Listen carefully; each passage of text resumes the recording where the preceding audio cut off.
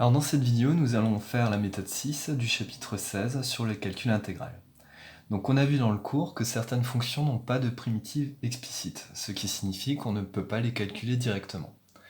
Donc comme on ne peut pas calculer par exemple l'intégrale de 0 à 1 de exponentielle de x au carré dx, on va encadrer cette valeur. Donc à la première question, on veut montrer que pour tout réel x compris entre 0 et 1, exponentielle de x au carré est compris entre 1 et exponentielle de x.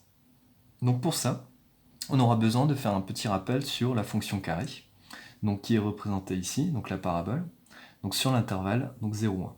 On a également représenté la droite d'équation y égale à x en vert. Donc ici, on remarque que, quel que soit x compris entre 0 et 1, eh bien x au carré est en dessous de la droite verte. Donc autrement dit, x au carré est plus petit que x. Et en même temps, il est plus grand que 0. Ça, c'est toujours le cas. Et bien maintenant qu'on a rappelé ça, eh bien on va pouvoir obtenir l'encadrement qui est demandé. Car effectivement, on retrouve x au carré et x dans les exponentielles de l'encadrement qu'on veut voir à la première question. Donc on va composer par la fonction exponentielle qui est croissante donc sur R. Alors pourquoi je précise qu'elle est croissante? Car lorsque je compose par une fonction, pour que les inégalités ne bougent pas, eh bien, le sens de variation de la fonction doit être croissant. Donc là, je peux alors écrire exponentielle de 0, plus petit que exponentielle de x au carré, plus petit que exponentielle de x. Donc le fait que les inégalités ne changent pas vient du fait que la fonction est croissante. Et maintenant, exponentielle de 0, on sait que ça vaut 1. Exponentielle de x au carré ne bouge pas, et exponentielle de x à droite non plus. Et donc ça, c'était bien l'inégalité, l'encadrement qu'on voulait obtenir à la question 1. À la question 2, on va maintenant déduire donc l'encadrement d'une intégrale. Donc pour ça, eh bien, on va réutiliser le résultat qu'on a trouvé à la question 1, à savoir que pour tout x compris entre 0 et 1, exponentielle de x au carré est compris entre 1 et exponentielle de x. Donc ici, eh bien, on voit que l'intégrale qui se trouve au milieu de l'encadrement qu'on souhaite avoir, eh bien, c'est l'intégrale de la fonction qu'on a ici, donc sur 0, 1.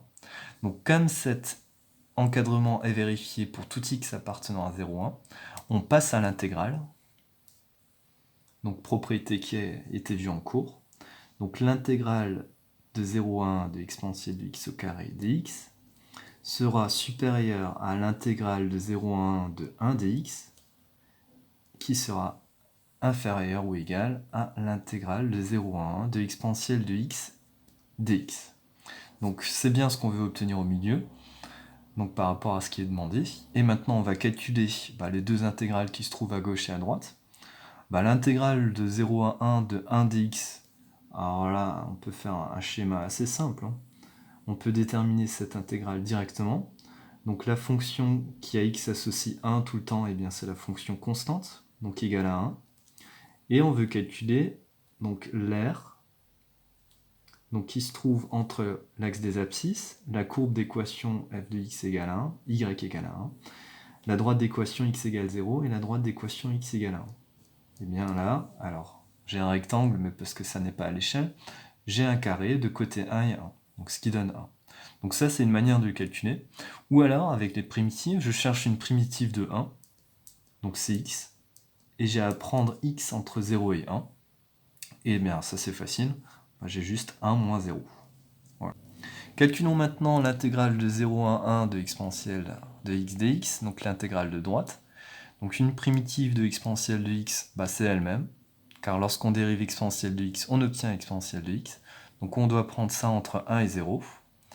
Donc à gauche, on a déjà trouvé donc une primitive, et on a déjà trouvé la valeur qu'on devait obtenir, donc soit 1. Et à droite, eh bien on a à prendre exponentielle de x entre 1 et 0. Donc on aura exponentielle de 1 moins exponentielle de 0. Donc finalement 1 moins 0 donne 1, ça on avait déjà trouvé. Et à droite, exponentielle de 1 moins exponentielle de 0. Donc exponentielle de 1, on sait qu'on le note e, et exponentielle de 0 vaut 1. Donc finalement, on obtient bien l'encadrement de l'intégrale de 0 à 1 de exponentielle de x dx entre 1 et e moins 1.